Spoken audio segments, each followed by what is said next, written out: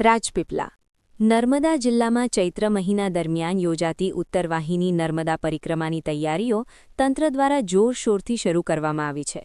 તે સંદર્ભે શુક્રવારે ઇન્ચાર્જ જિલ્લા કલેક્ટર આર.વી. વાળાએ પરિક્રમા રૂટનું સ્થળ પર નિરીક્ષણ કરી રામપુરા ઘાટ ખાતે વિવિધ એજન્સી તથા અમલીકરણ અધિકારીઓ સાથે બેઠક યોજી જરૂરી સૂચનાઓ અને માર્ગદર્શન આપ્યું હતું. જિલ્લા વહીવટીતંત્ર, સાધુ સંતો, આશ્રમવાસીઓ અને સ્વૈચ્છિક સંસ્થાઓના સહકારથી પરિક્રમાવાસીઓને સુવિધાસભર અને સુરક્ષિત યાત્રા મળી રહે તે માટે વ્યાપક આયોજન કરવામાં આવી રહ્યું છે.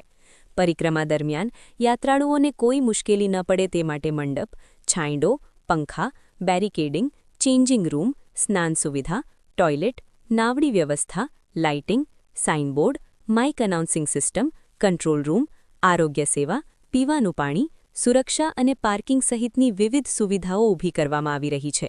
Incharge collector R V. વાળાએ ખાસ કરીને રામપુરા ઘાટ ખાતે જેટી, સ્વચ્છતા અને પાર્કિંગ વ્યવસ્થા સુચારુ રીતે ઊભી કરવા સંબંધિત અધિકારીઓને સૂચનાઓ આપી હતી. સાથે જ પરિક્રમાવાસીઓની અવરજવર સરળ બને તે માટે ઘાટ વિસ્તારમાં યોગ્ય આયોજન અને સતત દેખરેખ રાખવા પણ જણાવ્યું હતું. આ સ્થળ મુલાકાત દરમિયાન નિવાસી અધિક કલેક્ટર સી.કે. ઉંધાડ, એઆરટીઓ નિમિષા પંચાલ તથા સંબંધિત વિભાગોના અધિકારીઓ ઉપસ્થિત રહી પરિક્રમા માટે ચાલી રહેલી તૈયારીઓ અંગે વિગતવાર માહિતી આપી હતી.